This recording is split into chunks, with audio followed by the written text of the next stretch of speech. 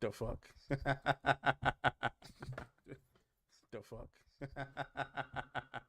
Let me fix that. The fuck? Let me fix that. The fuck? Let me fix that. The fuck? Let me fix that. Word. Word. Word. Word.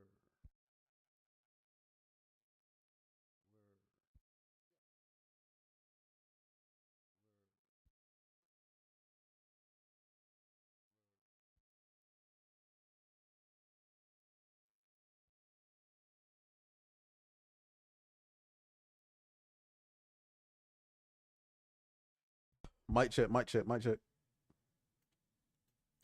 Mic check, mic check, mic check. Where is it coming from? Mic check, mic check, mic check. Where is it coming from? Mic check, mic check, mic check. Where is it coming from? Ah, here we go. There we go. That's better. All right, let's get this show on the road. Let me find. I gotta get Twitter up and going.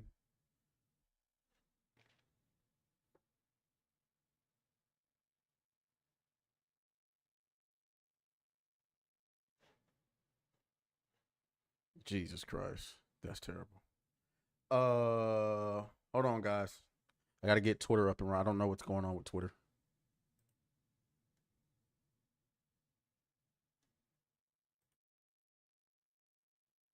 What do you mean? No broadcast is scheduled.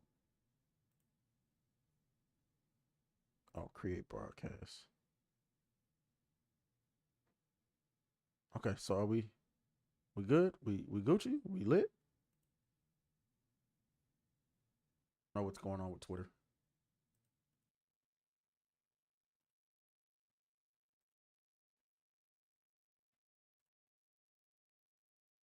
I don't know if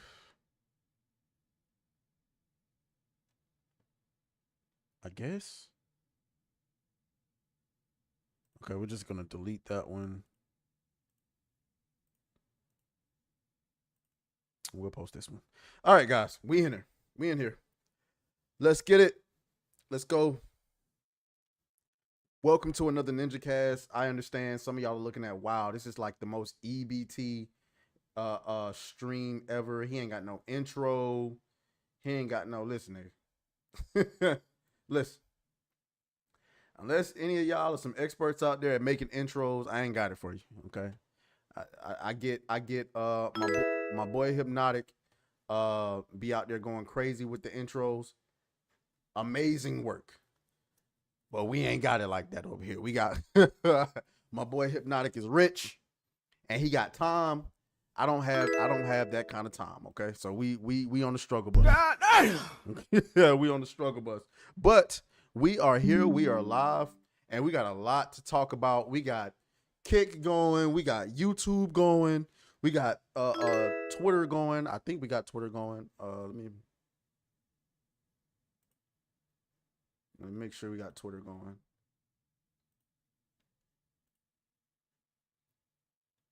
Okay, yeah, we got Twitter going. So Twitter's in the house. And we good. We where we supposed to be at. So anyway, we got a lot to talk about. But it's been some recent developments that I kind of want to dive into. So shouts out to everybody who's here in the chat, ghost watching, or however you want to do it. We just gonna we're gonna kick it. We're gonna rock out like this. So something that just recently came to my attention. Somebody tagged me in something. And I want to kind of like talk about it really quick. By the way, we are over our 9,000 subscriber goal. So hold on. I got some homework to do. Hold on. Where is it?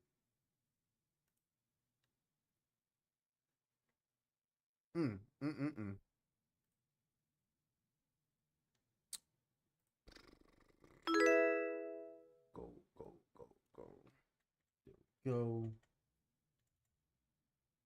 Okay.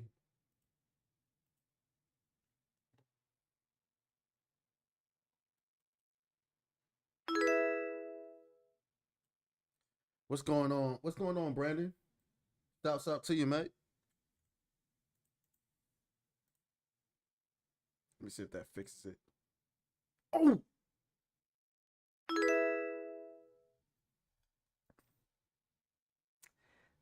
I didn't mean to do that. Oh, okay. I fixed it. Fuck that up. Let me try that again.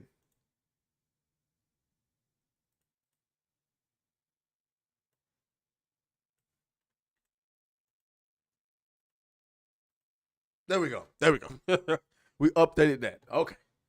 We're back. Oh, almost. So shouts out to the anime guy who's in the building. Shouts out to everybody else ninja watching.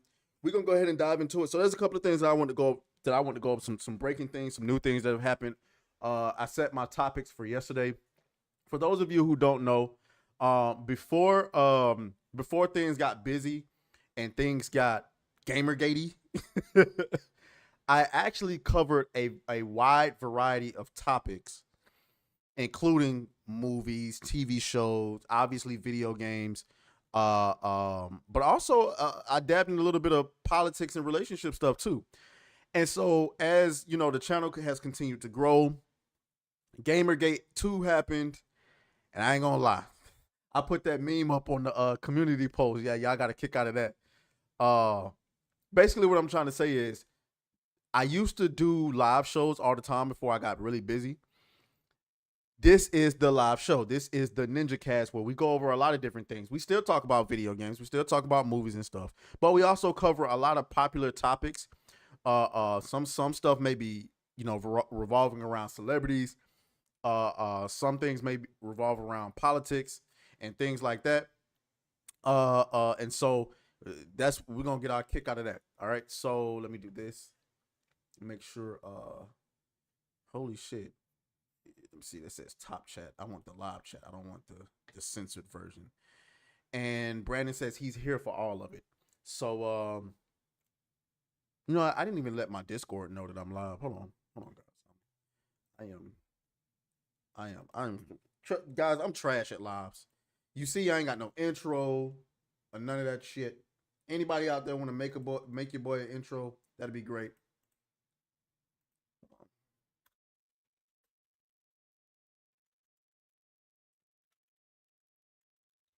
But I wanted to get into something really quick, so let's go ahead and dive in.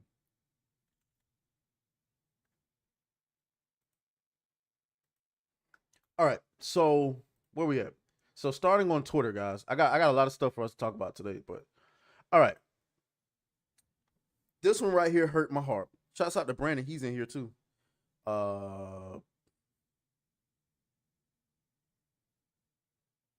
Okay. This one right here hurt my heart a little bit. Okay. Let's talk about it. So somebody tagged me into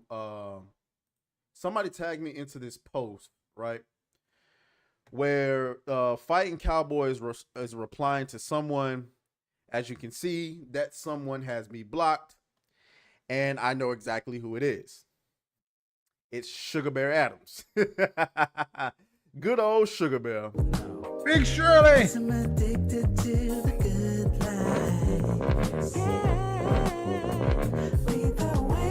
Yeah, guys can be Big Shirley too.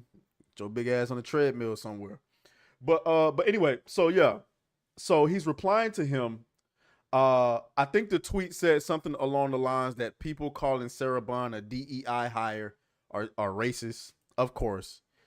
What else do you expect from Sugar Bear Adams, right? Fighting for my life. Yo, killing me with this. Killing me. Absolutely killing me. God damn. Okay. But so let's talk about Fighting Cowboy. He replied to this and he said that it's gotten to the point where I see someone crying DEI, I just assume they are racist dog whistling.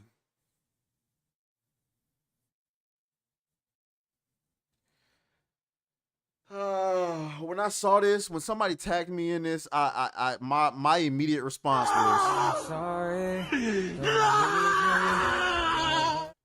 because one thing that I can say is, for the most part, some of my favorite creators in gaming, for the ones that I follow, I don't know about y'all, but the ones that I follow, for the most part, have remained neutral. I don't know what they feel behind, but I don't see them making videos on it. You know, I don't see guys like Skill Up making videos, talking about, you know, stuff like this. I don't see Young Yeah doing it. I don't see, you know, Angry Joe and them doing it. Some of these guys I don't even watch all the time, but there's a lot of gaming channels that I watch that don't bring up this stuff. They don't talk about it. They avoid it like the plague. And good on you, Mike. Like, keep doing that. You know what I'm saying? Don't even choose a side.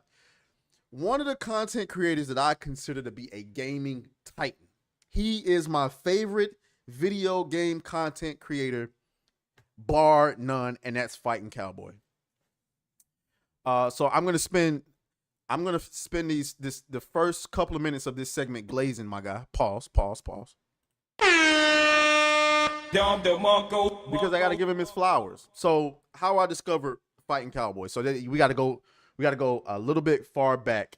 And trust me, if you just sit with me for a bit, I can explain it. You know what I'm saying? So I used to be a quitter. I used to be a quitter, like, and I used to justify it by saying things like I'm just cutting my losses. But yeah, I used to be a quitter. I'm not going to go into the whole deep dive of how I got in the habit of being a quitter, but just know that I did. So one year, Dark Souls 3 came out. It came out? Wow. You stupid. Jesus Christ. I can't. Lately, I have not been able to talk. But anyway, so shout out to John Doe who's in the chat. So Dark Souls 3 comes out. I have no idea what Dark Souls is, okay? I just hear a lot of people talking about it. I was going through my phase of trying to expand my my experience on games. I'm trying to play different stuff. So I bought Dark Souls 3. Played it, $60, bought it digitally, mistake, right? Bought it digitally, played it, and anybody who's played Dark Souls 3, you know, you go through killing those couple of ads, right? And then in the very beginning, you pull up on this statue where you got to pull the sword out of the statue. The statue then comes alive, and Jesus Christ, when I tell you this fucking statue had his way with me in multiple different ways. Like, I was getting destroyed. My entire experience through the first 20 minutes of that game was just like, it was nothing I could do. And in my mind, I'm like, yo, who fucking makes a game like this, bro? Like, why would you make a game this hard? I never uninstalled a game so fast in my life. Manny Lamont, yeah, exactly. Like, exactly. Like, that game had no remorse. It said, get good or get lost. And I got lost. Uninstalled it, never reinstalled it, didn't care, didn't want nothing to do with it. So, sometime later, there was an E3. Two of the games that got announced at E3 was Sekiro and Ghost of Tsushima. Anybody who knows me knows that I love Japanese culture. I don't care that Asians don't like niggas. You can walk up to me and go, make monkey sounds, all types of. I don't care. I'm still going to indulge in your culture. Go fuck yourself. I'm sorry. I love Japanese culture. That is one way to get me involved immediately. I don't care what game it is. Even if I just absolutely quit. That's why I was so quick to jump on Shogun. I love Shogun, except the ending. But shout out. We're going to talk about that later. Shout out to my boy Junior, who's in the chat. I appreciate you for stopping by. Have you played any of the Yakuza games? I have not, unfortunately. I have it on my backlog, but my backlog is long. But so yeah. So I knew I was gonna play both of those games, bar none. Okay. In 2019, Sekiro comes out.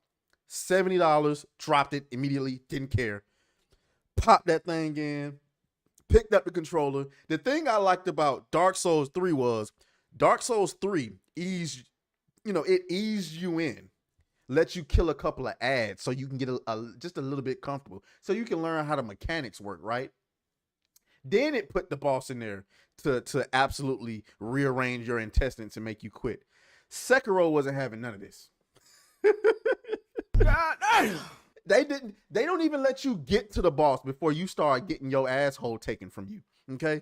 You get to an ad and immediately you're getting destroyed. So I'm getting destroyed in Sekiro and I'm thinking, yo, why is this game so hard? And why does it feel so familiar? So I started doing my research, right? I'm typing. Trying to figure out who made this game. And son of a bitch, the same motherfuckers who made Dark Souls is the same motherfuckers who made Sekiro from goddamn software. God damn. Rest in peace to my wallet.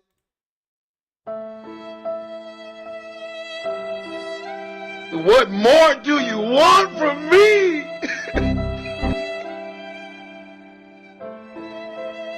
Oh shit, I broke my damn soundboard. God damn.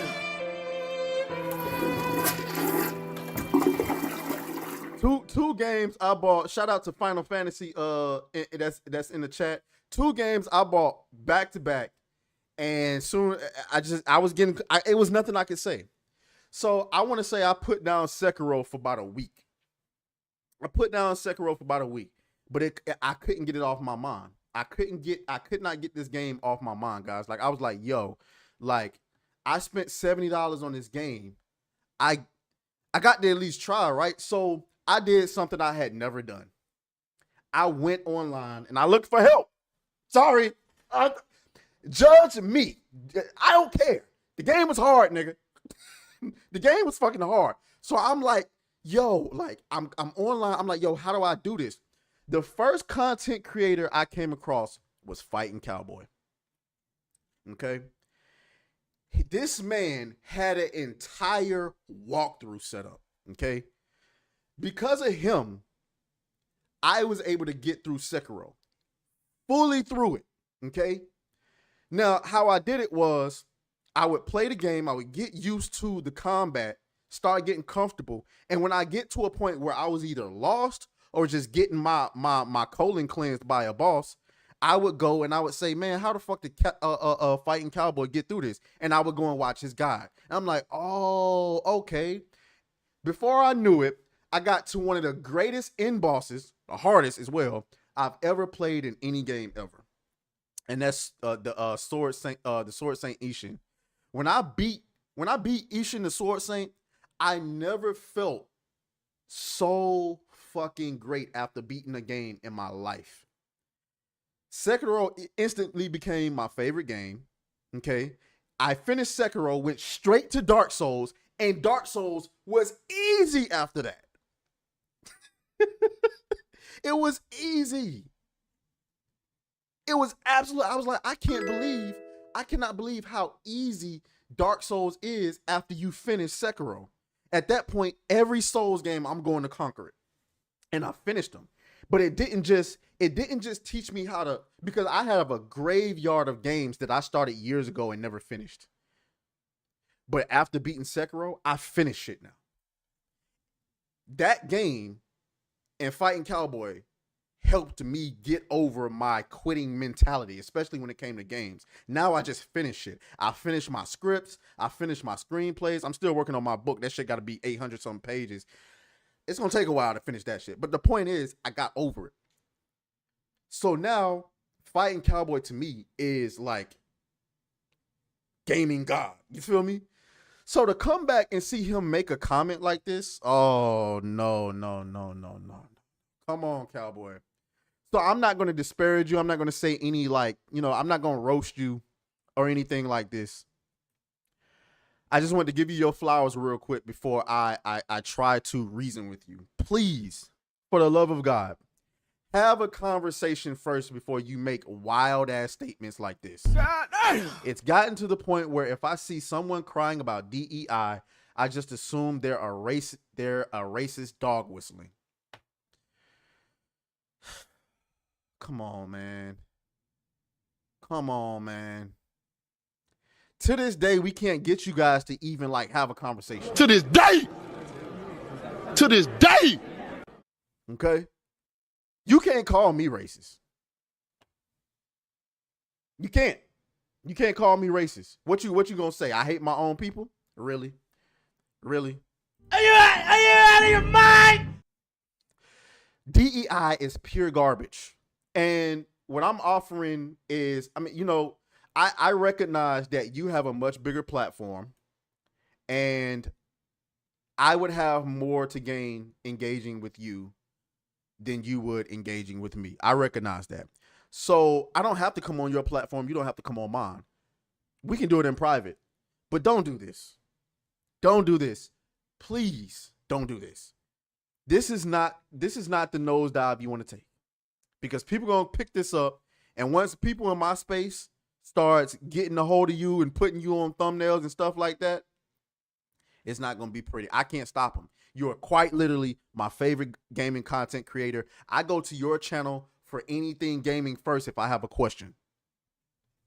How do I do this? Like, what am I missing here? I'm lost. How do I beat this mission? Straight to fighting cowboy every time. Okay. It is what it is. So I'm off. Like, so let's talk about the DEI. Here's the reason why. First of all, it's not racist. Okay. Not only, so the thing is diversity. Everybody wants diversity in gaming. Let's talk about gaming as a medium. Okay. Gaming is about the fantasy, okay? Everybody's playing a video game. Shout out to Honey, who became a member in the chat. Where's my music though? God damn it, it's still playing this bullshit. It's still playing this bullshit. Now I wonder why it's giving you the y'all see the emote next to Honey's name. I wonder why it's giving her the red one. I'm pretty sure I made the blue one the first one. I gotta go and check up on that. And I gotta figure out why Junior has the old one and you have the new one. Either way. So cause you've been a member. Okay.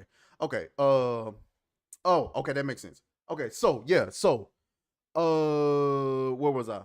All right, so it's not racist. Okay. Not only do we want diversity in gaming,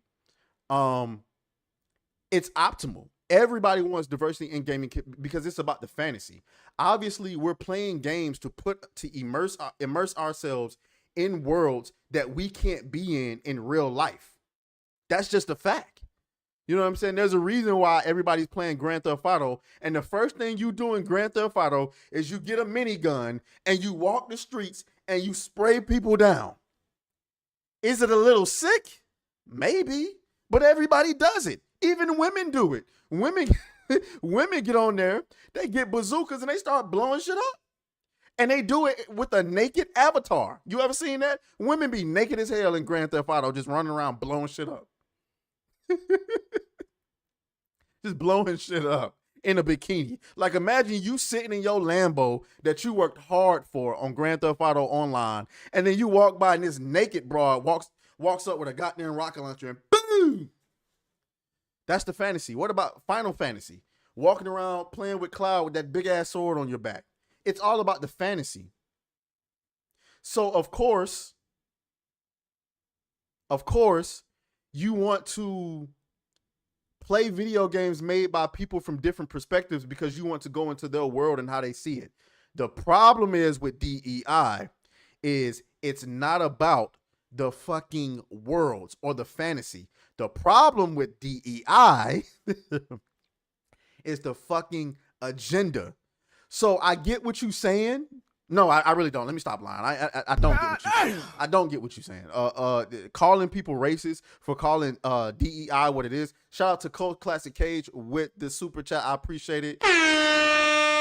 She didn't say anything. She just walked in and dropped her bonus hole right on the table and said, "Shouts out to you." I appreciate that. So it's not about. No, I don't understand what you're saying. Because diversity, equity, and inclusion. Here, just do the math. I try to approach every situation like a math problem, bro. Like it's that simple. In America, let's look through the context of America. There are 45 million black people in America, black Americans. There are 240 million white Americans. Okay. Let's just pretend 5% of Black Americans are actually interested, not only interested in playing video games, but interested in making them, which I would say 5% is pretty fucking generous, right? Okay. Let's take that same 5% and attribute that to the 240 million. By the way, I'll say it's a little bit more than 5% with white people, but let's take that 5% and attribute it to those 240 million white Americans. Nigga, that's a stark difference. Let's do the math. Hold on. Where's my calculator, right? Forgive me. Where's my calculator, guys? Okay. I don't know. Y'all can't see my calculator. So we're going to do 45 million, right?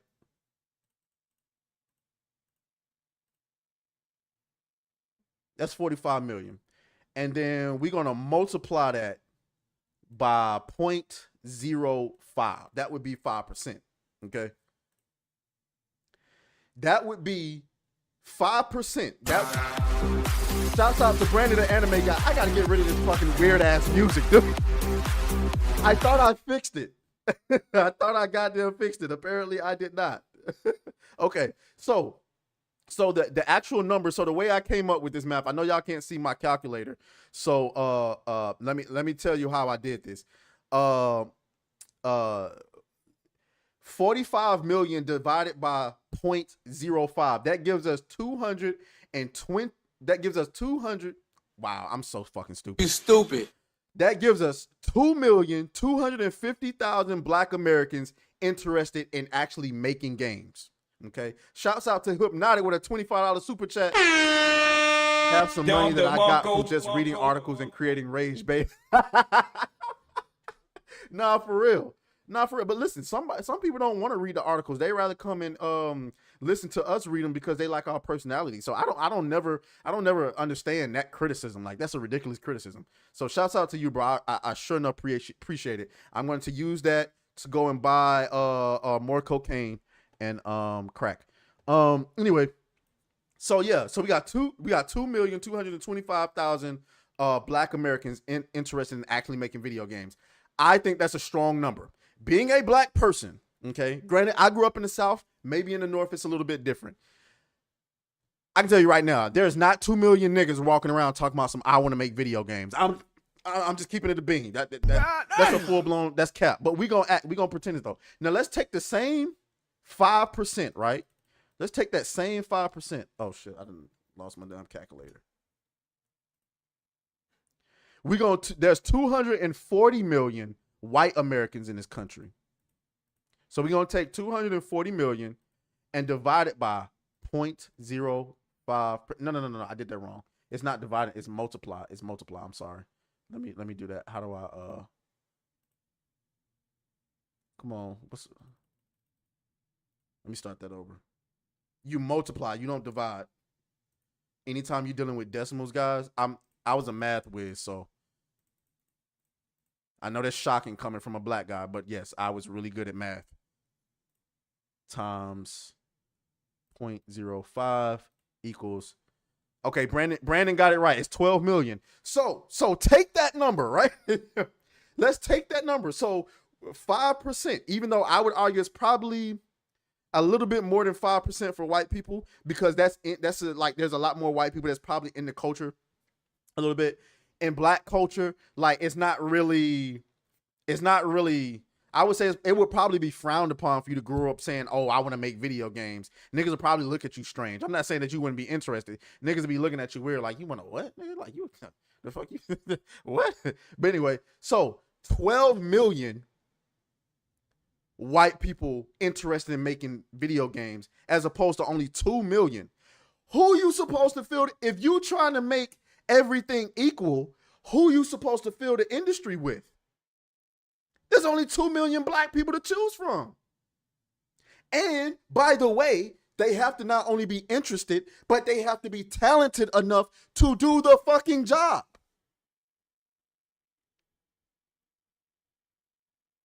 This is why diversity, equity, and inclusion is some trash, because you're trying to pull from a pool, why is Black girl gamers not making video games? Why are they consulting? because they can't do it. You saw the fucking video game they made. It wasn't even a video game. It was a goddamn dating simulator. Shout out to Sonya, who's in the chat. Shout out to Hate Speech. He said, Cowboy been trending this way for a while now.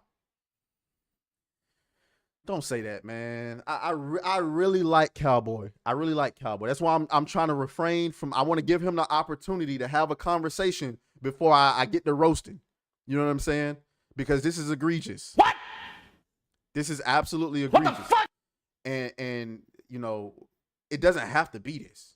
You know what I'm saying? It doesn't have to be. So going back, so 12 million white people as opposed to 2 million. So if you go into an industry, right, and then like I don't even know how many Asian people actually make, like, and for y'all motherfuckers out here talking about Asians is white adjacent, I guarantee you there are more Asians interested in making video games than black people, because video games are, especially in Japanese culture, it's embedded in their culture. They literally walk around, be it a lot of it is handheld, they literally walk around playing video games all the time.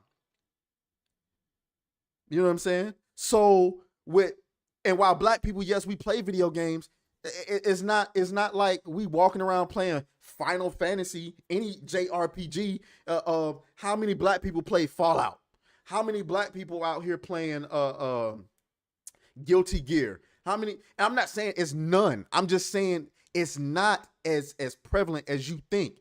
Yeah, we all play Smash Brothers. Everybody plays Smash Brothers. But which one of them niggas was actually playing fuck, I can't think of it. I'll just get rid of that point. It is not the same difference in culture. Exactly.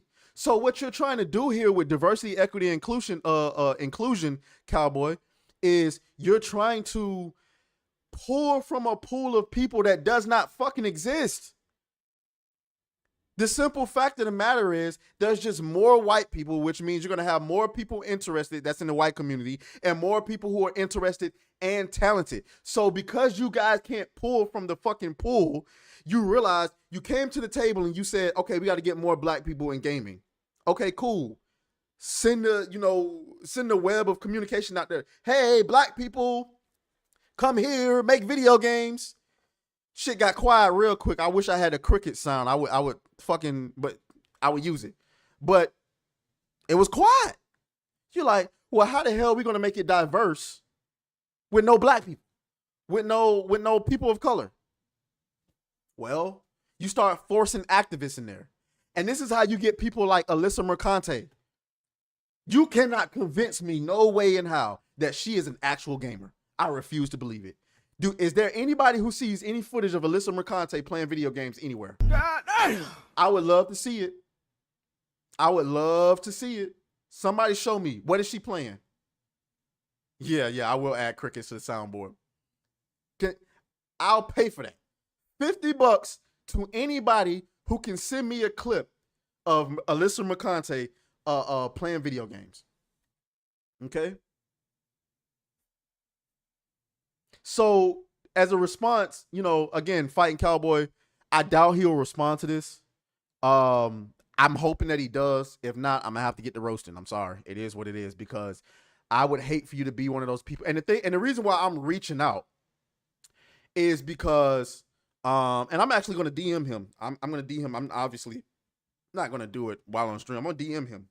Might as well shoot your shot. I would hate for him to turn into one of those people who I'm going to say these wild things and then I'm going to refuse to engage with the other side. I'm hoping that he's not like that. And I saw when he was going through that whole debacle with Dragon's Dogma, when people was trying to pretend like he was blatantly hiding the microtransactions. I was actually defending him on that. Like, it's not my job to tell you it's fucking microtransactions in the game. Y'all niggas buy him any goddamn way. I don't care. If I'm enjoying the game, I'm enjoying the game. And then he went on there, he had a conversation with Asmongold. And I thought it was pretty positive. So, so that's all I have to say about that. I just really, this is egregious. But yeah, so hey. Whew. Yeah, I was pretty passionate about that one. But we in this thing. Great shout out to the start out to the show. By the way, if there's anybody in the chat who's talented enough, I'm getting complaints from people like Words of Paradise that I don't have an intro. Anybody? Listen, going back to the intro thing, I don't really have the time to make an intro. I'd imagine that it takes my boy Hypnotic a good amount of time to create his intros. I work 80 hours a week. Plus, I have to try to stay in shape so my back don't get big, and I can't use the Big Shirley fucking sound anymore. Because if I get fat, how the hell I'm gonna look on here going, Big Shirley? I'm addicted to the good life. Whole time I'm in my damn game, my gaming chair looking like Big Shirley myself. So you know what I'm saying? On top of that, like I don't even get time to cook anymore. So whenever we get to a point to where we can YouTube full time, you know, I'll have a fucking intro, nigga. And then you'd have to find a rerun meme. Exactly. So yeah though. All right, so let's get to our next topic. It's a lot to talk about. Like I said, guys, over here, we don't just talk about games. I know I've gotten stuck in the Gamergate box here, but we don't just talk about games. We talk about a lot of pop culture stuff that has gone on around. And one of the things that I wanted to engage in was, I don't know if y'all saw this, but boy, this is wild. So I got that one pulled up. Where's the other one? This is wild. Here we go. This one is wild. Okay. So before we get into it, let me get into some of these comments. Shout out to Zex, who's in the game. Who in the game? Wow. You stupid. What the fuck? I cannot talk lately. Who's in the chat? Shout out to Zex, who's in the chat. He says, "Hey, it's my boy. What up, homie? I'm glad to see you here." It's been a whirlwind. We've been growing. The subscribers have been growing. We on our way to 10,000 subscribers. So if you haven't subscribed already, make sure you hit the like button and subscribe to the channel. Hollywood Will Burn.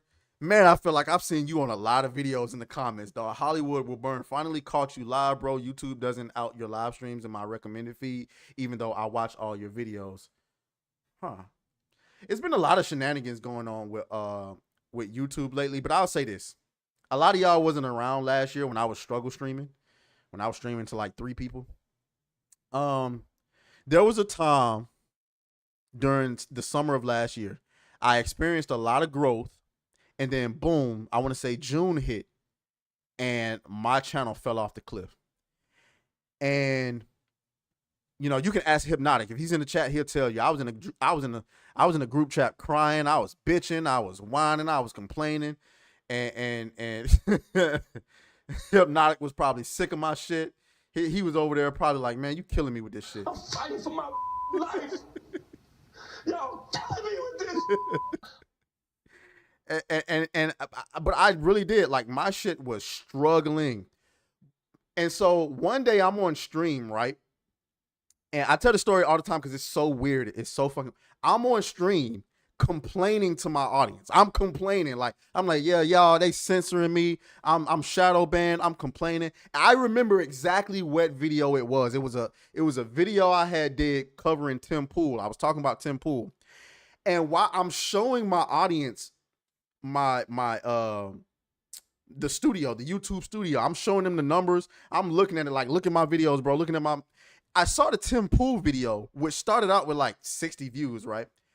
And I went to the next page and I saw it again, and it went from like 60 views to like 200 views. And I said, huh, God damn, that's weird.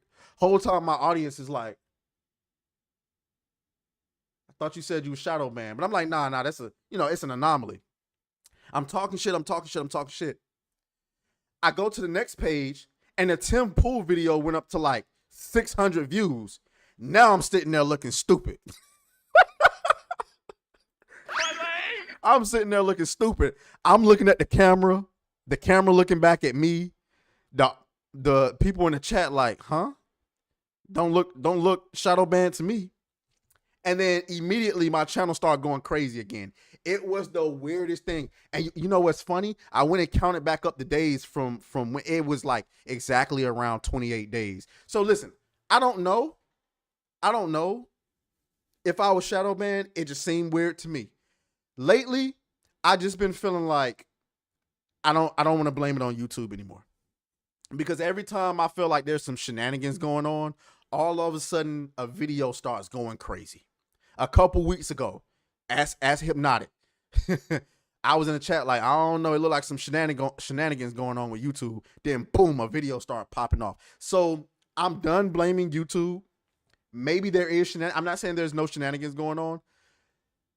Like Hypnotic always say, you just got to power through that motherfucker. Last year during the summer, I almost quit because in my mind, I talked about that quitting mentality. In my mind, I'm like, what's the use of putting in all this hard work if at any point YouTube can just turn the switch off on your channel and your shit is dead? But fuck it, we got Twitter now. You know what I'm saying? Charlotte, let me check up on Twitter. We got Twitter now. Twitter popping off, doing this thing. I mean, we got 57 people watching on Twitter. I don't know if they real or not. I can't figure it out. Y'all let me know. Yeah, we got Twitter going. Uh-oh. Yeah, we got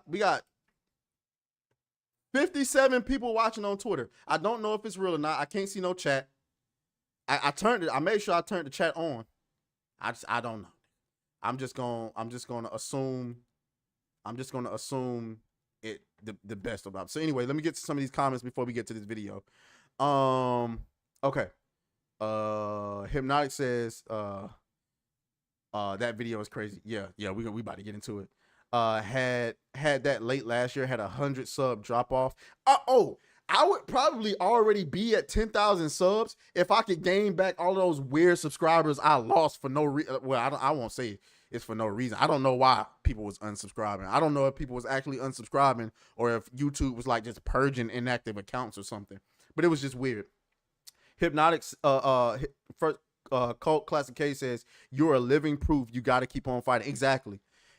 And that's why, you know, when they say that, what's the statistic, Hypnotic, is like most YouTubers quit within like the first year or 6 months or something like that.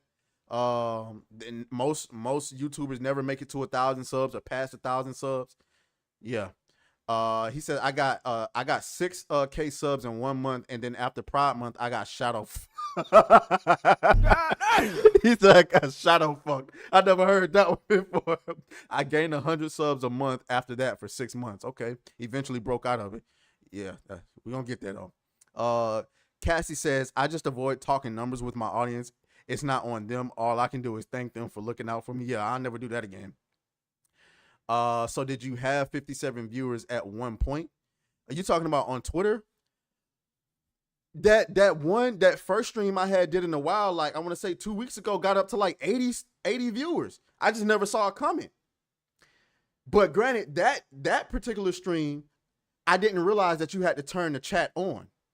So people were probably in there watching and just couldn't chat. But the stream I did after that, I turned the chat on, got up to like maybe 40 viewers, never saw a single person chat anything. So I don't know if it's botting or anything. I think the Twitter count is who has viewed and not who is currently viewing. Oh, that's what you had come in. Oh, he says, no, I'm telling you, that's what you had come in and out during the stream so far. Twitter. Oh, that makes sense. Okay, well, that's fine. All right, so we got to get into this video. This is crazy. Okay, guys, this is bonkers. So we have, you see the caption here, Vitality. Wow. You stupid. Y'all know niggas can't read. Don't judge me. Vitaly and Bradley Martin just caught 1996 Space Jam producer and writer Herschel Wingrod, I think that's how you say his name, trying to meet up with a 15-year-old girl. I said, nah, this got to be fake. No, I didn't. I'm lying. I didn't say that at all. I don't know why I just lied to y'all like that. I don't know why I just lied. I can absolutely believe this. Oh, fuck. What's your name? Who are you? What's your name? Who are you? Why are you suing my fucking daughter? What's your name? What is your name? Boris. My name is Boris. What's your name? Shake my hand. What's the problem? Why are you suing my daughter? You know how old she is? I have no idea. You have no idea. I have no idea. You have no idea. No. What the fuck you thought was gonna happen here? Nothing. We're gonna have a pizza. I don't know. Pizza. That motherfucker said.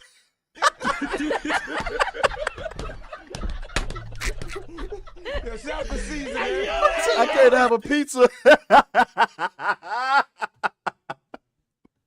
Oh, motherfucker said, I can't have a pizza.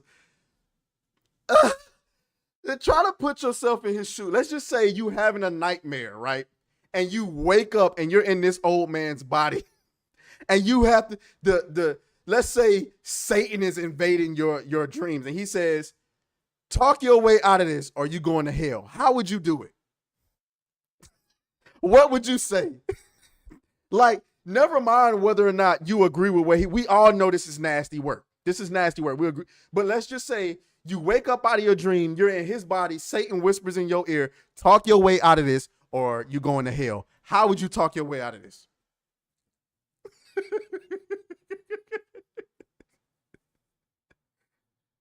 What would you say? I thought about that all, like, what would I say? Like, I'd have to lie. Man. She told me she was 18. Then they pull out the receipts and the text messages, and I'm like, you're right. There's no way you can talk yourself out of this. There's no way. Let's keep going. I'm sorry. Yeah, you don't know? How old is she? Brad. I met. You know how old? Oh, I got it. I'd be like, oh, man. I was diagnosed with dementia. I thought this was my fucking niece. Thank you, Manny. That's an excellent. I was diagnosed with dementia. I'm sorry. I'm off my meds. I thought this was my niece. You know what I'm saying? My bad. Let me. Or I might say I'm legally blind. I thought this was a grown woman. I'm doing something, bro. How old she is? I matched with her. She was 23. 23. Is that what the conversation looked like? You remember the text messages? She was 23 on a 23. dating site. On a dating site. Why the fuck you lying? Why you always lying?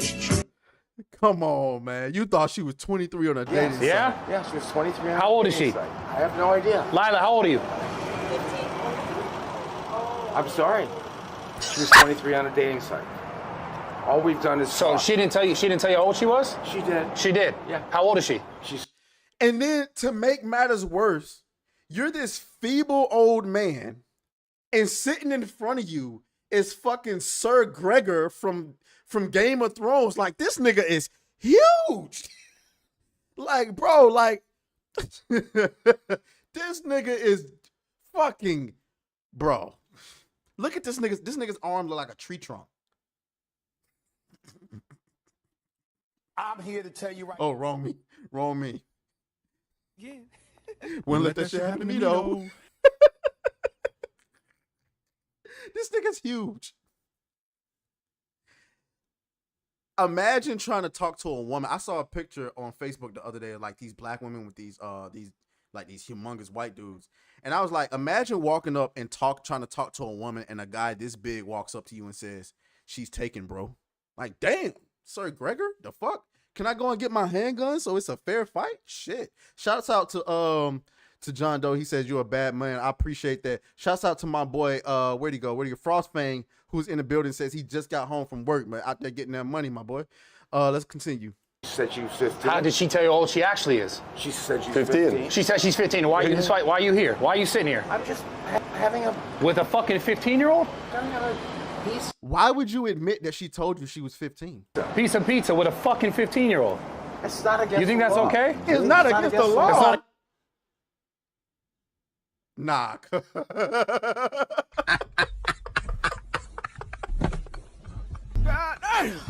You stupid.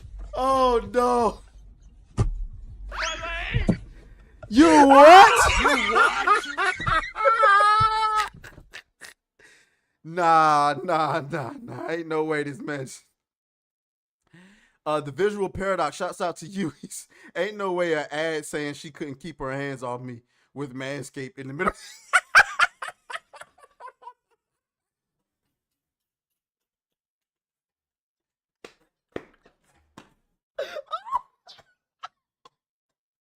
I'm sorry, that nigga said, hey, he got a Manscaped ad in the middle. He got a Manscaped ad said she couldn't keep her hands off me in the middle of a freaking segment talking about a pedo. Oh my gosh, that's comical. Against the law. No. Is that all you spoke about to her? We've just been talking. Really? Yeah, we've been talking and flirting. It's not a big deal. You just admitted you was flirting with it's not a big deal. Where you going? You trying to get up out of I there. ordered a pizza. I'm going to go. Okay, have a seat. Have a seat. Why? I'll sit with you. I'll eat pizza with you. We're just having pizza, right? Sorry. Sit right here. Sorry. Sit right here. Sorry. Where? I don't know. Whoa, excuse me, sir. Excuse me. You said you wanted a kiss, touch, and lick, whatever? Yeah. Right? Yeah. It's just weird. I don't understand what people So you're a say. pedophile trying to meet a 15-year-old. Oh shit! I'm sorry, it's not a boy, it's a girl. Whoa. No. Yeah, you are. Wait. We need to hear audio. Look at this guy. Look. Clown. All right, let's go. Let's go.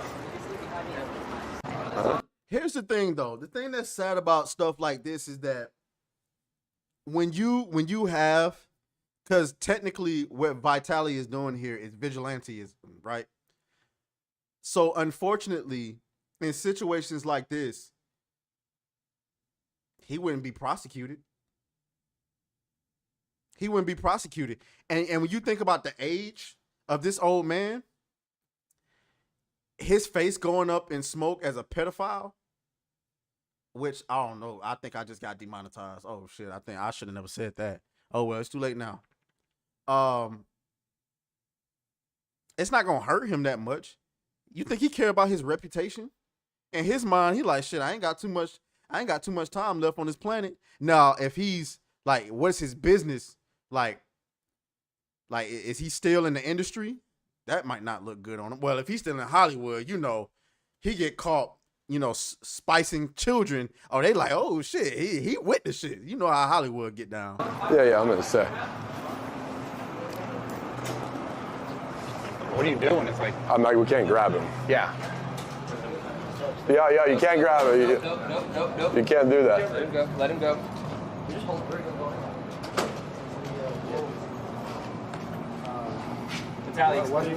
He tried to meet a 15-year-old. Trying to be a 15-year-old. Okay, so what do you guys want to do in this case? In this case. Filming or you try to arrest him or? Yeah, the cops are on the way. Well, just let everybody know in your building at $1,000 Windsor, there's a pedophile that lives here. Yeah, well, you guys have it in camera and everything, right? Okay. I guess if you guys come daytime at the office, they will have. Man, just get out the way, bro. That's all you got. Hold on, Sanguine Tales is in the chat. Sanguine Tales says got blocked by Fragile Cowboy. Come on, I really hope that he take me out. Like I said, I'm gonna DM him and I'm gonna try to have a conversation with him. Yeah, this is crazy. Bro, gonna be the new Chris Hansen, or is it like I like to call him Chris Handsome?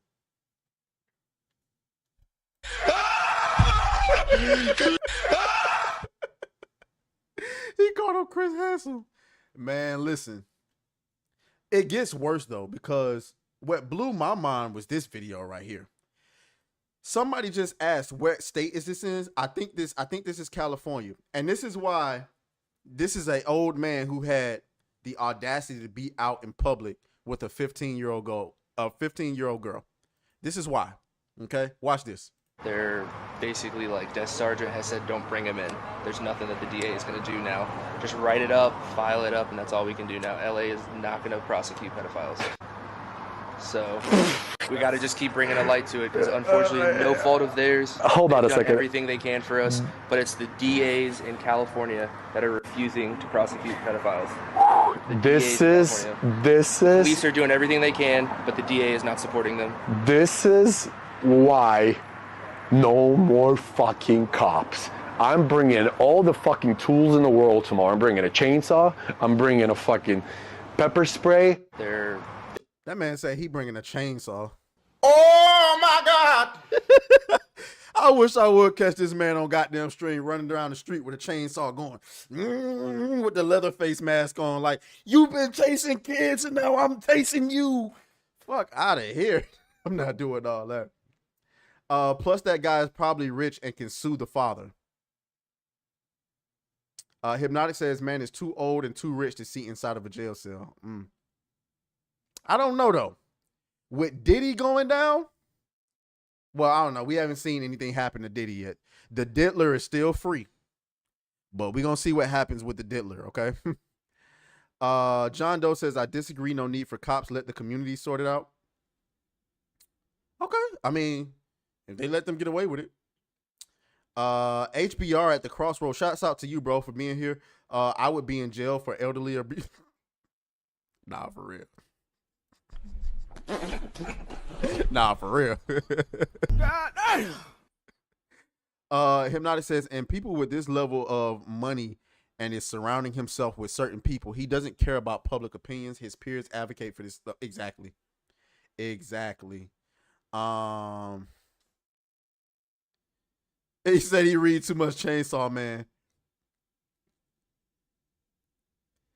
Sanguinetail says, but systemic racism. Did he get in jail? Because I don't think Diddy's gonna face any jail time. That's the funny part. I don't think he's gonna face any jail time.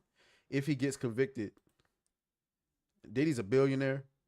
I don't think he's gonna face any jail time whatsoever. Okay. Let's see what we got in the chamber. Okay. Shouts out to everybody who's here. I appreciate y'all for being here. Make sure y'all like the stream, share it with your friends and family, and we're gonna keep rocking out. Where am I? What am I looking for? You what? Oh my God!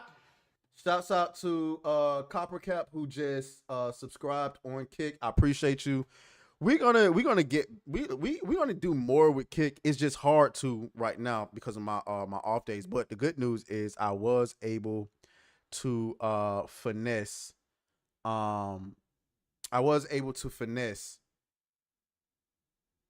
Getting Fridays and Saturdays off with both of my jobs. So I should be doing more streams on Saturdays. But you know, with Kick, you got to be able to stream for a certain amount of time a week, and I mean not a week, a month, and it ain't looking too good for your boy. Oops, I didn't mean to do that. Okay, where's the video I'm looking at?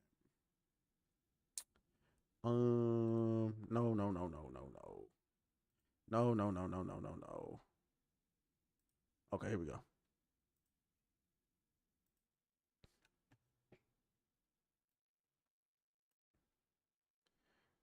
He's semi-famous. Coppercap, the ginger? Nah, I don't think he was a famous person. I don't think so. Okay. Where is the goddamn video? Are you serious? Okay, well, anyway, we got to talk about Fani Willis. Now, it's been a minute. It's been an absolute complete minute since I covered Fani Willis. Because again, Gamergate has taken over. So the last we talked about Fani. Right, we now move to this, a Georgia appeals court. All right. The last time we talked about Big Fanny Pack Willis, Fani was still like they were still trying to make a decision on her. Since then, the judge miraculously allowed her to stay on the Trump trial as long as she got rid of the guy that was beating her back in. God damn. She belongs to the streets. So recently we got some new updates. And let's go over it really quick. So let's play this. Has agreed to review the decision. Right, we now move to this. A Georgia appeals court has agreed to review the decision which allowed Fulton County District Attorney Fani Willis to stay on Donald Trump's 2020 election interference case there. Now, Trump's team and other defendants wanted Willis removed from the case. You'll recall they argued that her romantic relationship with Special Prosecutor Nathan Wade created a conflict of interest. And the judge overseeing the case ruled that Willis could continue if Wade stepped aside, which he promptly did. For more on this and Trump's other legal battles, we're going to bring in CBS News legal contributor Jessica Levinson, a professor at Loyola Law School. And as you see there, joining us from LA. Jessica, it's so difficult for our viewers and even us to keep track of each of these trials and what's happening. Overall, though, give us a sense of what's happening in Georgia and what this approval of the appeal hearing really means. Well, it's actually consistent with a theme of the. Shouts out to Brandon, the anime guy. You got to check out on this. It's all good, bro. I appreciate you for stopping by. I appreciate the love as always. And be safe out there because you know it's a lot of Alyssa Mercantes out there, bro. It's a lot of them. The other cases that we'll talk about, which is delay. The fact that the Georgia Court of Appeals is going to review this decision with respect to whether or not Fani Willis is conflicted out of the case means that this case is not going to trial before the election. And that is the big takeaway. And this is going to have the fucking woke monsters. Donald J. Trump is now president of the United States. President Obama. Finish her. They are going to have a fucking meltdown. Because now with them reviewing whether or not Fani Willis can be on this case, it means Donald Trump could win the election before there's ever any trial. Let's go ahead and pour one out for them Biden lovers out there. What more do you want from me? Oh my gosh, every time. You stupid. Every time. I gotta get a real soundboard. Trust me, I got one sitting in the cart, but you know how it is. I don't have no roommate or nothing like that. I got bills to pay. I gotta be a little bit strategic with how I got a new camera though.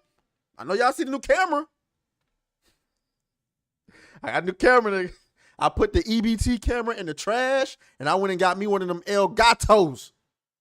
You know what I'm saying? God damn. All right, next we gonna get us a real soundboard. You know what I'm saying? Because this soundboard here be struggling. I ain't gonna hold you. Struggling. Anyway, let's keep going. So yes, there are legal consequences to this, but this is all about looking at court calendars and overlaying them on electoral calendars. And I mean, we can view this as a win for the Trump team. Not necessarily, let's remember, a legal win. The fact that they agree to hear the case does not mean that they think Judge McAfee made a decision that amounts to reversible error. It means that they're taking the case and that now everything slows down yet again. Well, and Jessica, as you're talking about how a delay is a win for the Trump team, I want to go over to Florida because that classified documents case has once again been delayed. Talk to us about what's going on there. So in this case, what we have is federal judge Eileen Cannon indefinitely postponing the trial date. Now, all along, she has made decisions that are very favorable to the Trump team with respect to their desire to delay. And this is kind of the ultimate delay, which is to say, I'm just taking it off the calendar. One thing I want people to know about the significance of this is, number one, of course, I don't think that there's any world in which this case can go to trial before the election, similar to what we just said about Georgia. But also, when it comes to federal court, that trial date is really the date on which everything else then flows. You set a trial date, even if it's aspirational, and then all of the other dates, the dates for motion practice, the dates for expert witnesses, everything else flows back from that date. So by taking this off calendar, it's a fairly significant move by Judge Cannon to say everything, we're not just slowing it down, really everything stops till she looks over these evidentiary issues. There you have it. There's no way this is going to trial before the presidential election. Trump has pulled the ultimate switcheroo on y'all, and boy, the meltdown is going to be insane because I'm telling y'all, bro, Trump got a lot of support from people y'all don't think they got.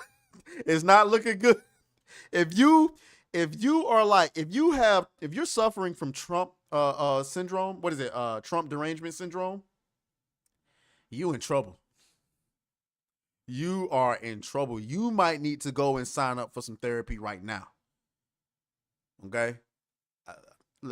Listen, you might need to go and get your depression medication ready because Trump is coming. He's coming, dog. So, as far as Fani Willis goes, for me, and shout out to Fighting Cowboy. This is why DEI is terrible. Well, do I think she was a DEI? Obviously, she was appointed. She was voted in as the DA.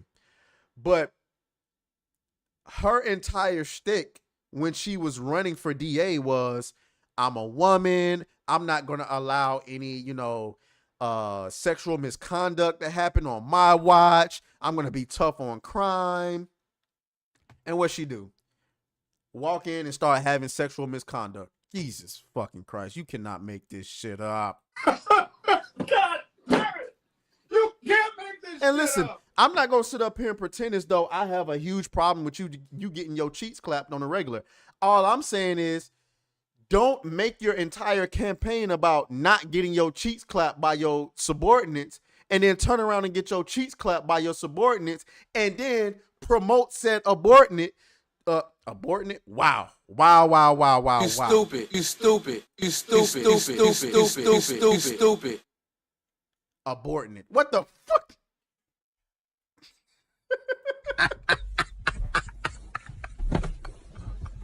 What the hell is an subordinate? God damn. And then promote said subordinate to prosecute your political enemies. Okay? Maybe next time you'll teach a man how to squabble. Teach a man how to squabble. Get that trigger next time, nigga. I love that clip. Manny Lamont says she was tough. She was tough on the bedpost.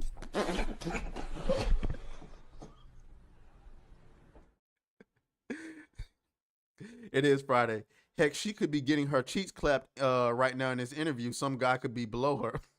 Listen, again, I don't have a problem with you. Like, I'm not gonna sit here and pretend like people ain't at work getting their cheeks clapped. And there's been plenty of lawyers that have come out and said, listen, lawyers are fucking. That's just the facts. The lawyers are out here getting it on, man, with each other. Okay? So I'm not finna sit here and pretend like it doesn't happen, but don't do it like this. Don't build your whole campaign around not doing it and then turn around and do it. So that's enough on Fani Willis. And Big Fani. Okay, where we at? Let's go back to Twitter.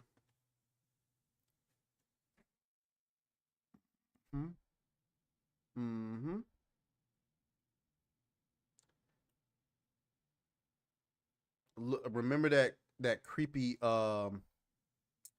what's the other word that people use for PORN? Is it corn? I hate that. I'm not saying that. Professional cheek clapper. We'll say that. Remember that creepy professional cheek clapper that no. Remember that creepy cheek clapper lawyer of Stormy Daniels? Look how that ended. Yeah, I can't say I'm familiar with that situation. I'm sorry. I apologize. Okay, where we at?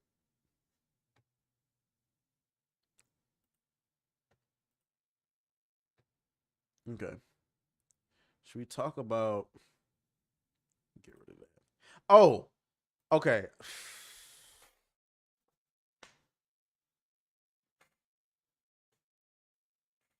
Did y'all see this? This is just a quick little thing.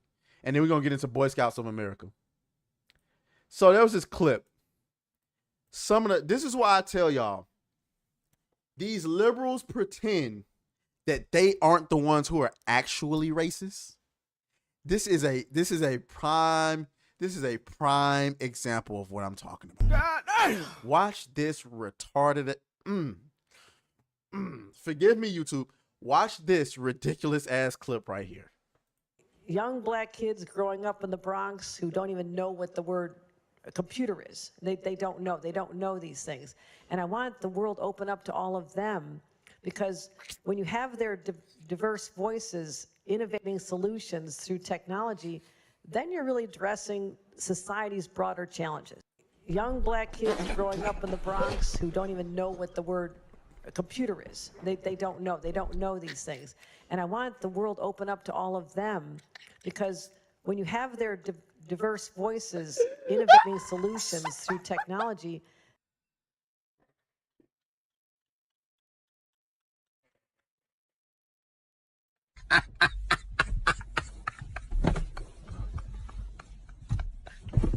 Oh my God.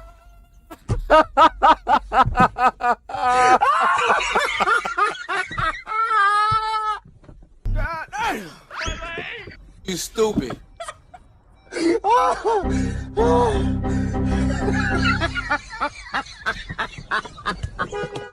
One more time, y'all. One more time.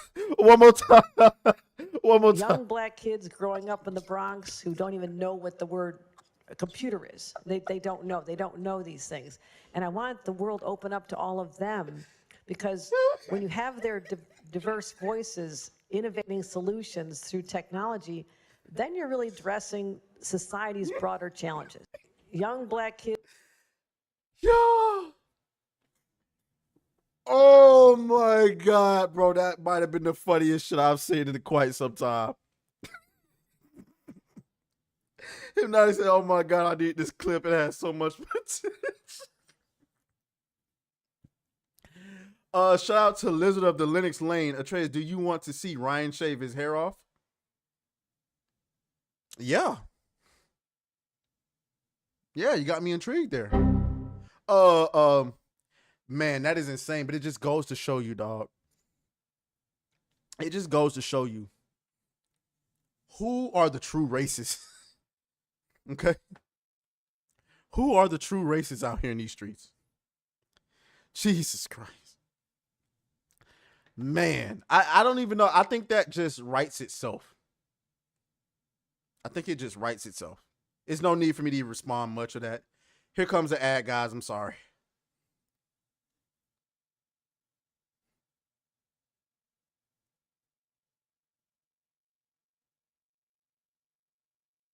Let me see. Okay. Lizard of Linux Lane says, please send him a clip of you swimming. He said he would.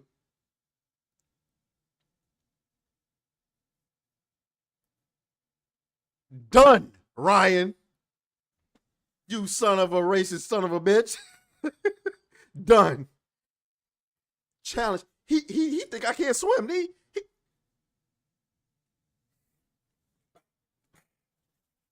prepare to shave your head. Now, granted, I gotta wait for Memorial Day to do it because our pool at our rec center does not open up until Memorial Day. So, yeah. So we'll definitely do that. We gotta wait for Memorial Day, but we'll definitely do that. But yeah, guys, this is hilarious. And shout out to the Hodge twins who shared this. Yeah. Why is there so much racism still? Malcolm X warned us about the liberals. Yet black people continue overwhelmingly voting for Democrats. That is a fact. That is a fact. I said it, especially black women. I said it. The Democratic Party could walk into the black woman's home, bitch slap her, snatch her children up and take them to Child Protective Services, then tell her to go and vote for Joe Biden, and she gonna twerk her ass all the way down to the polls and vote for Joe Biden. Watch. I'm telling you. They can't do no wrong. Can't do no wrong. There's a lot of black men waking up, though. There's a lot of black men still stuck in that damn mental prison, though. But yeah, this shit was comical. I had to show y'all that. Anyway, we can go ahead and get rid of that one. All right, so let's talk. Where is it?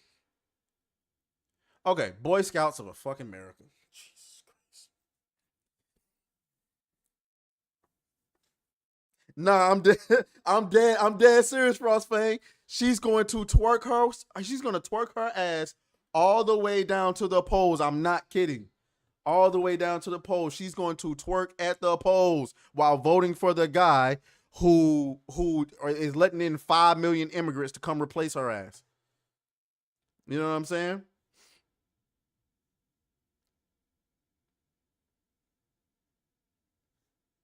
This shit is okay. So, Boy Scouts of America, guys. Granted, can't really relate. Was never. I don't even know how Boy Scouts work. Okay. Let's keep it being. Boy Scouts was a white man's game. I don't know too many black Boy Scouts. I didn't even know how do you even get into Boy Scouts, right? Do you have to know somebody? Do you have to pay? Is it like I always thought of it was like a summer camp or something like that. But I imagine that they was trying to teach young boys on how to be men. Instead, some of them young boys was up there getting touched. Just saying. Now, Boy Scouts of America just announced they're changing their name to Scouting America to be inclusive and welcoming of everyone. Wow. You can't make this shit up. God damn it! You can't make this shit up. So now you can send your daughters up there to get touched too.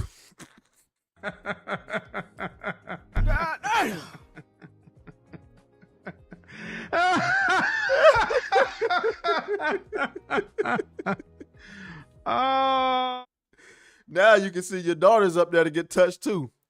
Everybody getting touched. Yep, now they some they them scouts. You right, Frost Fane. Welcome to hell. Welcome to hell, motherfucker! Imagine sending your kid to Scouting America, and then when he gets there to the camp, the fucking what do they call the supervisors up there? They say, "What do you identify as?" And your son goes, "Well, I'm a boy." Not no more. Welcome to hell, motherfucker!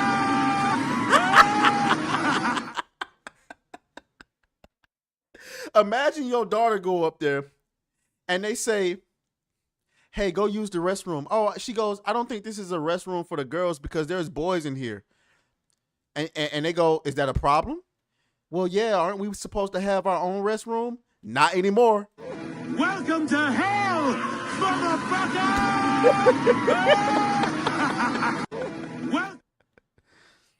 Woo. Imagine sending your son up there and they trying to measure him for his clothes, for his uniform and all that stuff. They give his ass a dress. He says, "Wait a minute, I want a uniform like the rest of the boys." "Why?" "Because I'm a boy." "Not anymore." Welcome to hell, motherfucker!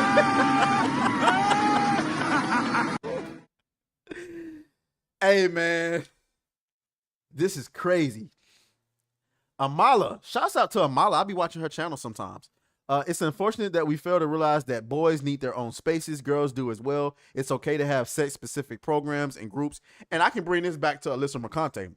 To all the people, this isn't about being inclusive. This is all gender war shit. This is women trying to get even. This is women trying to invade men's spaces, but then they want to fuck around and get mad when niggas start turning into trannies. And sorry, YouTube, I didn't mean that. I didn't say that. That's not what I said, actually.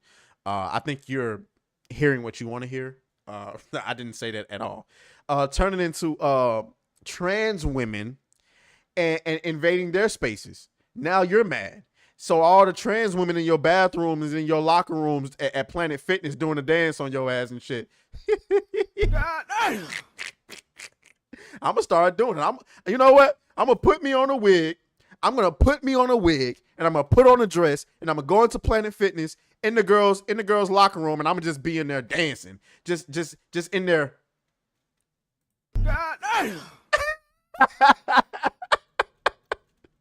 Just in the locker room dancing. Man, Boy Scouts of America. Hold on, y'all. Y'all know how I get. Let me get a moment. This is still the weirdest thing. I can't explain it ever. I cannot stream for more than an hour without getting the stuffy nose. So give me a minute. I'm gonna play somebody's video for y'all as we move on to the next thing. Since we got Hypnotic in the chat, let's see what Hypnotic is talking about.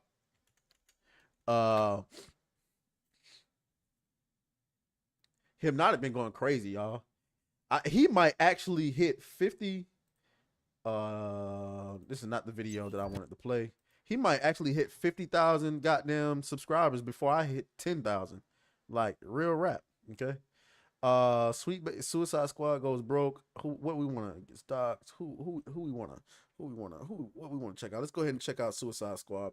Well, ladies and gentlemen, I told you guys. I absolutely told you that Suicide Squad Kill the Justice League was going to lose a massive amount of money. I knew it was going to be a failure before I even knew that Sweet Baby Inc. was involved, because just simply looking at the game, you can tell that their focus was 100% on live service, and they were going away from the Arkham model, and anytime they were going to do that, you already know you were going to have a failure on your hands. Well, now you have numbers to back it up. We have an article here from IGN with a headline that reads, Warner Brothers says that the failure of Suicide Squad Kill the Justice League contributed to a $200 million hit to their revenue. Congratulations.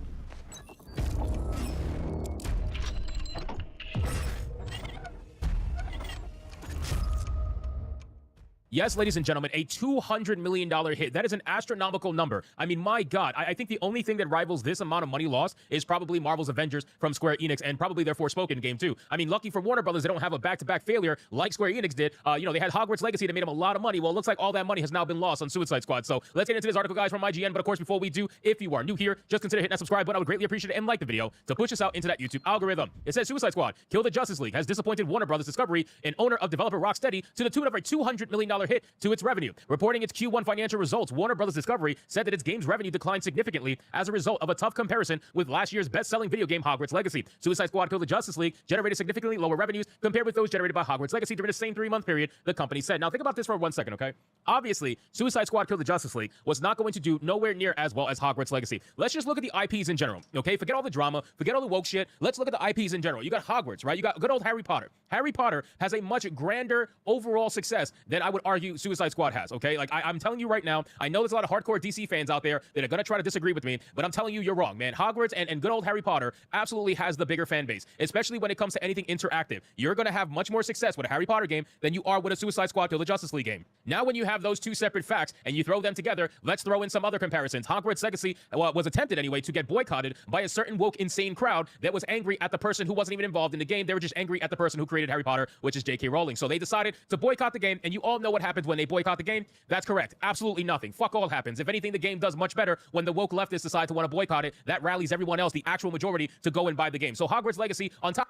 Y'all don't even know. Speaking of me watching at 1.5, y'all don't even know. I watched. He said he said that when did Hypnotic turn into Ben Shapiro? Y'all don't even know that when I watch Hypnotic's videos, I watch everybody in 1.5. I can't help it. So when I get to Saturday Night Hypnosis and he actually starts talking and it's not that fast, I'm severely disappointed. I'm like, oh shit, I forgot. People actually talk normal in real life when I'm watching YouTube. Top of being a good game, was massively successful because of all the people who were trying to, stick it to the libs by buying the game. Now you got Suicide Squad Kill the Justice League. Unfortunately for them, they partnered with Sweet Baby Inc. Even if you ignore Sweet Baby Inc. and pretend as if they did absolutely nothing, which is what they want you to do anyway, and we all know that's not true, you're going to get a whole bunch of different information regarding that. But besides that, it doesn't matter. Even if you take them out of it, you have a game that is focusing on live service that didn't even do it properly, okay? Like Suicide Squad Kill the Justice League, unfortunately, had shitty servers, was extremely bugged. It was essentially the DC version of Fallout 76. Maybe not as bugged, maybe not as terrible, but the idea is still there. They provided a live service game, and it was difficult to enjoy the live service game because the game was riddled with bugs that was destroying that version of the game, that aspect of the game. That's the entire point of playing a live service game, to play it online, to be able to enjoy it with other players. Kind of hard to do that when your servers suck. You know who did? So I got a question for you guys in Hypnotic. I said on my video covering this,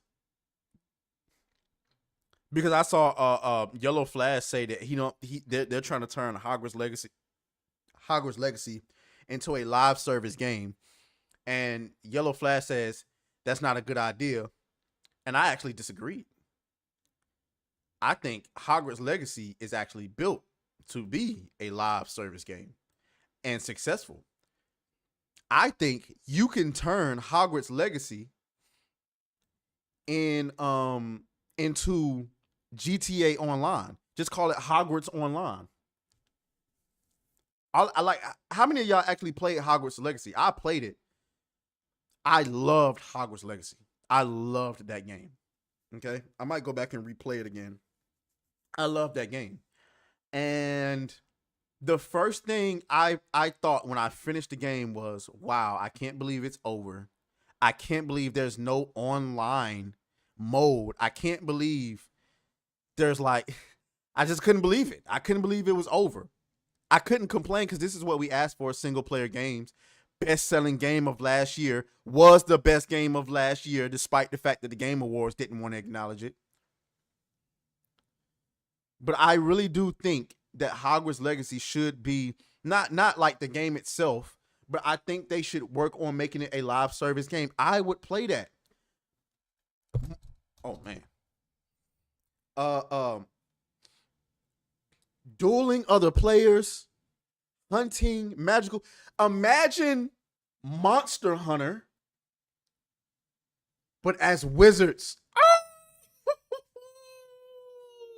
Come on, man. That don't sound fun to you.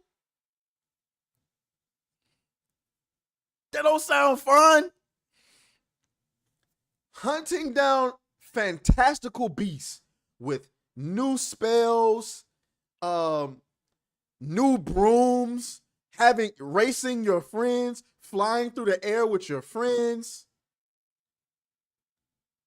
capturing new little cute animals to come with you. Quidditch. Actual Quidditch with other players. What? Come on, man. That's a live service. But obviously, the elephant in the room is that it's got to work on day one. It has to have good content, right? We got to have good loot for us to go after, things for us to chase, right? They could cut out Quidditch to sell its own game. If I'm Warner Brothers, I'm milking this. I'm milking it. And I might drum up some fake drama online just to get it to sell some more. God damn. I might drum up some fake drama online just to get it to sell some more. It is fine to have live service components so long as they keep the single player. Well, what I'm saying is they should do what GTA 5 did. Remember when GTA 5 came out? GTA 5 came out and all we had was the single player, right? Then later they dropped GTA Online, and GTA Online has been printing money for how long? When did GTA 5 come out?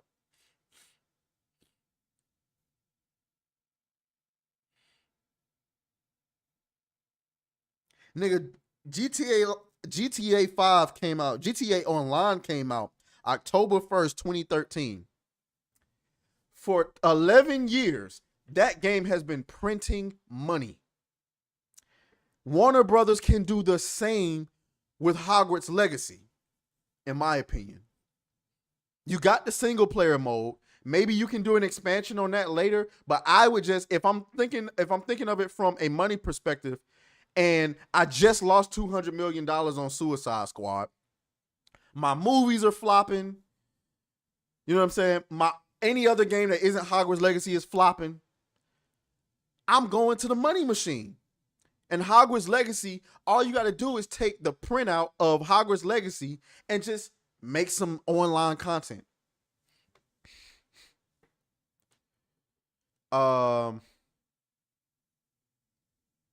They are almost finished with the Quidditch game. They got a Quidditch game? I didn't know that. Where there was a Quidditch game back on PS2 and Xbox where you could play as any Quidditch team. It was called Harry Potter Quidditch World Cup. Yeah, I think I remember that game. I remember playing some Harry Potter games growing up, but that's what I think. I know there were some people who disagreed with me. I get it when we hear live service.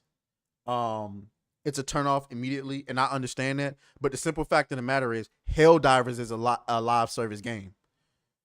So the fact of the matter is, if you do it the right way, it can really, do you some good. Okay. Let's move on. Okay. What do I want to tackle next? It's so much to talk about.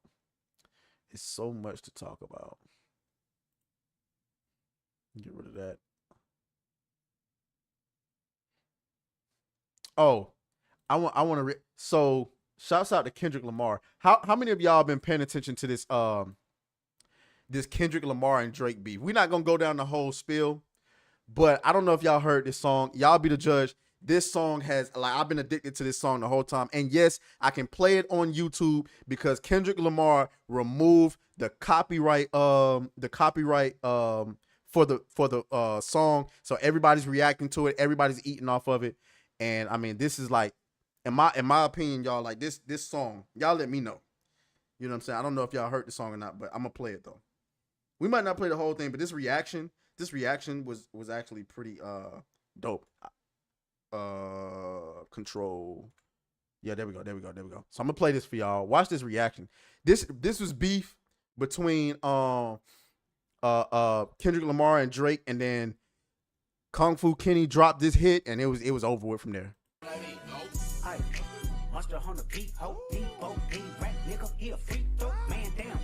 Lamps, tell him free, bro. Nella nigga to the cross, he walk around like Tizo. What's up with these phony ass niggas trying to see Compton? The industry can hate me, fuck them all in they mama. How many options you really got? I mean, it's too many options. I'm finna pass on this body, I'm John Stockton.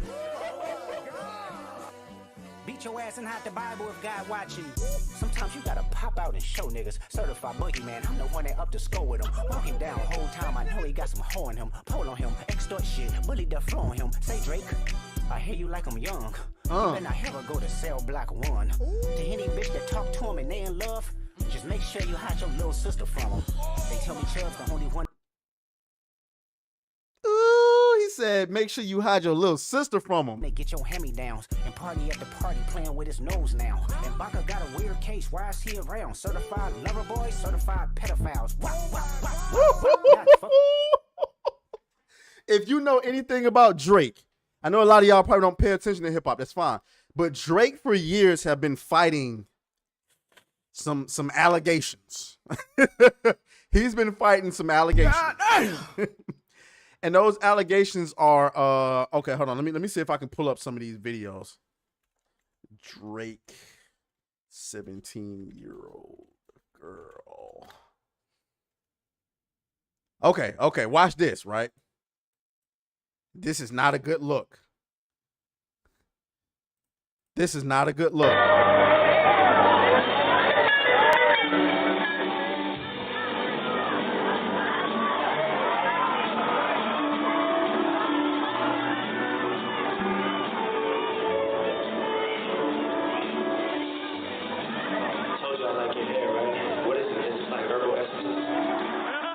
It's a little loud.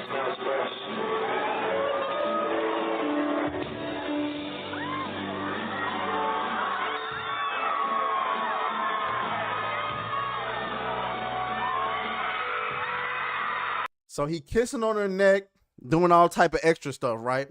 Pay attention to what happens afterwards.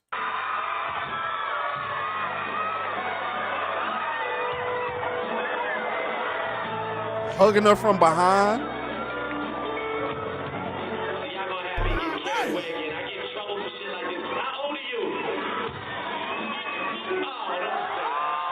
She said she was 17. 17. Might want to get that information before you start hugging her from behind, bro.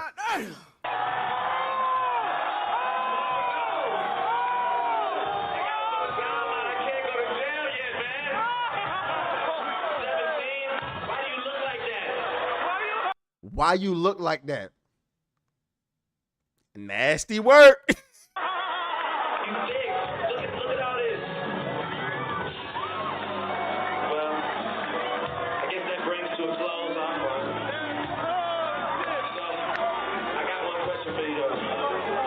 He grabs her hand seductively. Nasty work. Nasty work. I want to know, like, I know they came to see a rap show. I know there's a lot of rap fans in here and shit like that. My man right there, see what's up, man. My man right here, my man keeps saluting me over there. I see y'all, man. My nigga up there, man. All my rap fans in here, right? But I just want to know if you think maybe for like the women in Colorado, I should just one opportunity to sing one song. You think so? As a Colorado woman, you I had fun. I don't know if I should feel guilty or not, but I had fun. I like the way your breasts feel against my chest and stuff. I just want to thank you. Nah. Nah. Nah. Nah.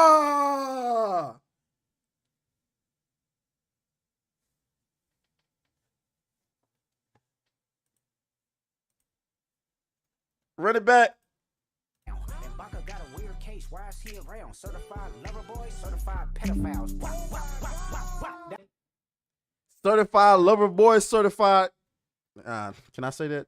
Man, fucking pedophile. I didn't already said it already. It gets worse. It gets worse, guys.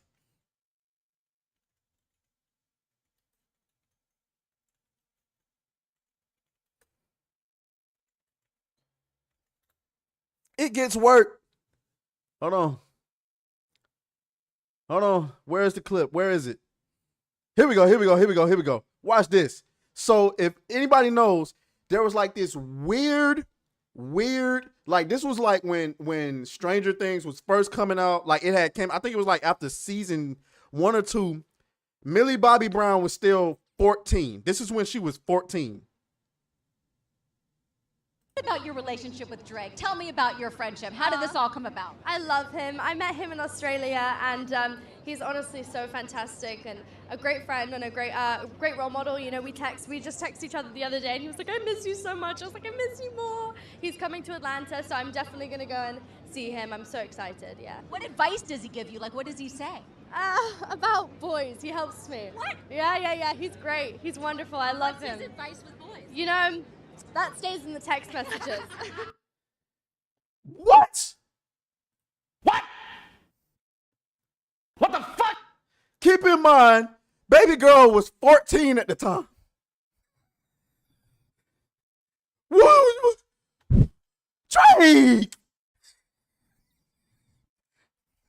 What are we doing? I'm sorry.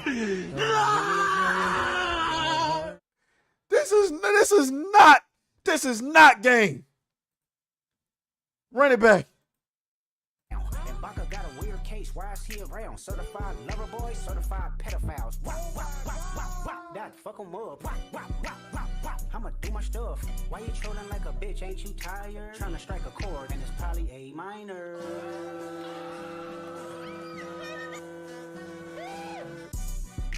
They not like us. They not like us. They not like us.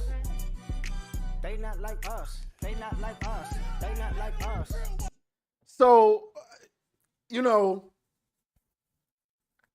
I'm going to let y'all be the judge. I'm not going to sit here and act like I'm not going to listen. I listen to a lot of Drake. I've stroked a lot of cheeks to some Drake, but that was egregious, guys. That was egregious. So we'll move on. I didn't want to play the whole song because I know this isn't a hip hop. He said, is Drake friends with the Diddler? I don't know. Oh, no. Actually, no. He is not friends with the Diddler because there's actually beef between him and the Diddler because the Diddler slapped him in the face in the club one time. And that's a whole story. But no, he and the Diddler is not cool. Okay. All right. Okay, let's move on. But yeah, though, Drake, that's some egregious shit. All right. Okay, so there's been a lot of Marvel stuff going on lately. Okay? A lot of Marvel, a lot of news regarding Marvel lately. I wonder if it's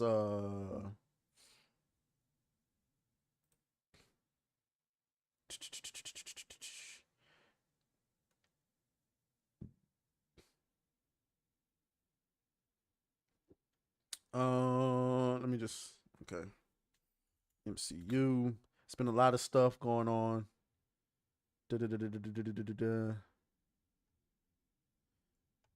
Trying to find it. Okay, well, first we'll talk about the obvious thing. Go like this. So apparently Marvel has casted Galactus. Let me see if I can find him. Ralph Ineson confirms he's playing Galactus in the Fantastic Four. Let me see. Okay, that's this guy. Okay. I don't know if he's just voice acting or whatever the case may be. You know, the things that I've seen him in, he's been pretty good. I love Mackenzie Crook's health and safety exhibition he does, where he's got the young office junior that he's trying to pull, and so he obviously has the voice for it. So we'll see. I don't agree with bringing out Galactus this soon. I don't really agree with that, but whatever. And the thing that's really upsetting to me is we're not going to get any resolution whatsoever to what happened in the fucking Eternals, are we? Nope. No. Nope. No. He was in Witch. No. I'm not sure. No. I'm not entirely sure. I didn't watch Witch. Okay. All right. So also we got Ryan Coogler. Ryan Coogler is confirmed to be bringing Black Panther 3. He's going to be doing Black Panther 3. And Marvel really wants him to do X-Men, which I'm fine with, but you got to bring back Bo DeMayo. You got to bring back Bo DeMayo. It's only right, okay? You got to bring him back. As far as Black Panther 3, are y'all gonna recast T'Challa? If not, don't care. Where's my goddamn meme? I'm here to tell you right now. Okay. Shouts out to Lizard of Lennox Lane. He just became a member, embarrassing me with that ridiculous fucking song that plays every time I get it. So it's so bad. It's so bad. I got to get rid of it. I thought I got rid of it, but apparently not. So that there you go. You got that. You also got Marvel eyeing The Rock. I can't spell, can I? You got Marvel eyeing The Rock to play Apocalypse. Now listen. I like this.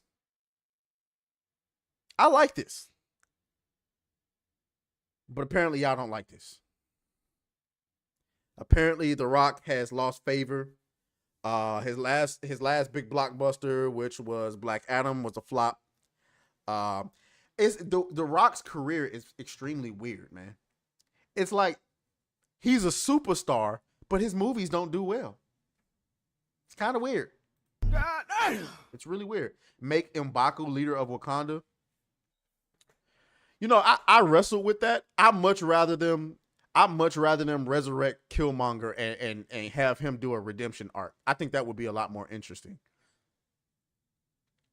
But right now, the number one thing I would like for them to do is just, it's lazy writing, I agree, but you've already opened up a can of lazy writing worms, right? With the multiverse thing.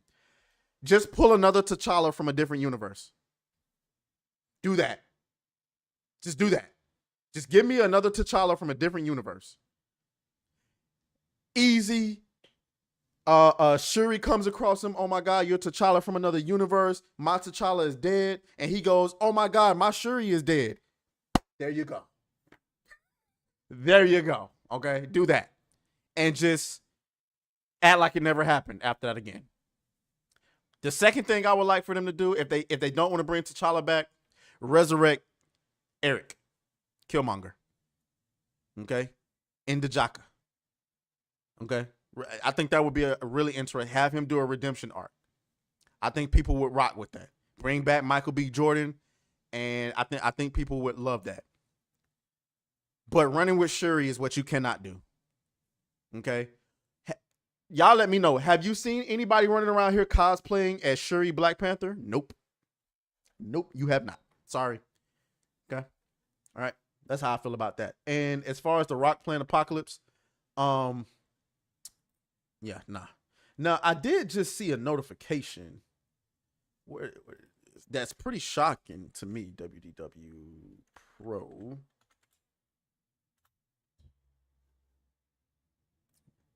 This is like fresh off the press. X-Men 97 is a shocking flop on Disney Plus. Viewership never high enough to even track on Nielsen. We'll explain what in the world is happening here and why should Marvel be very, very worried. Uh-oh.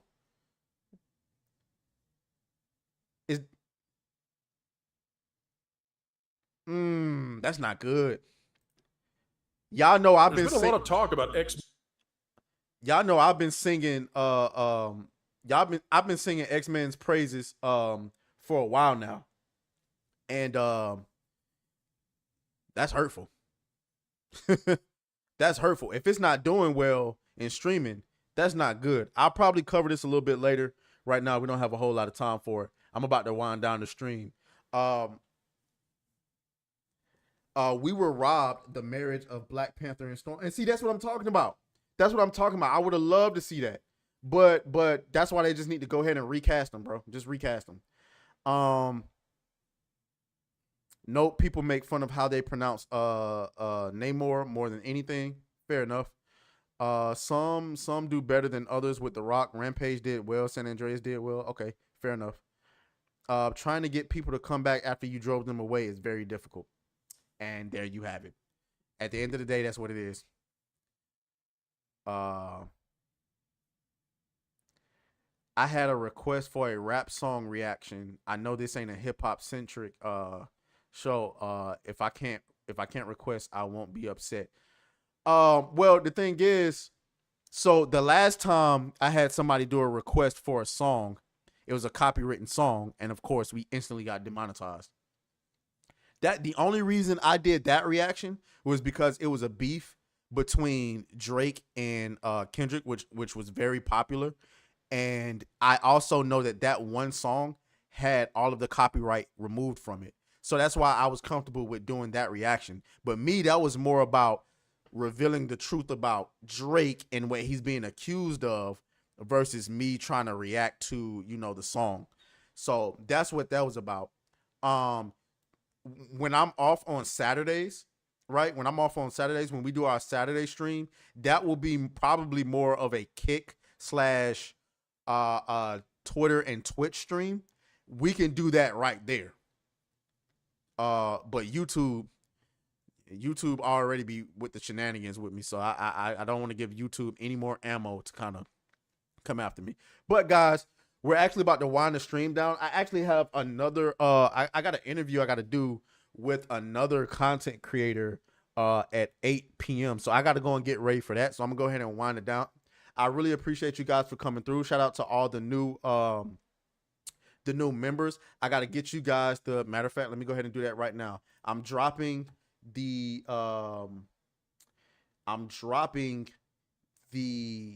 link to the Discord in the chat right now.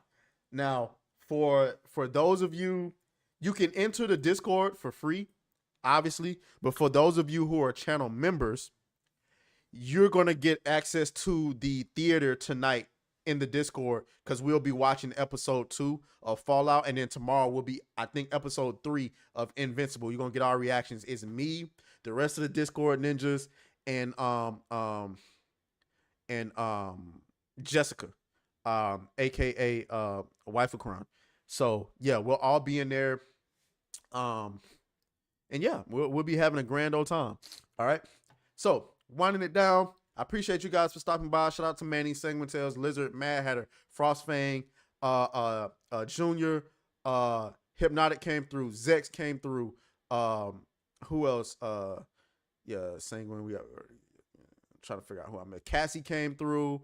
There's a lot of people that came through. Frost, my boy Frost, came through.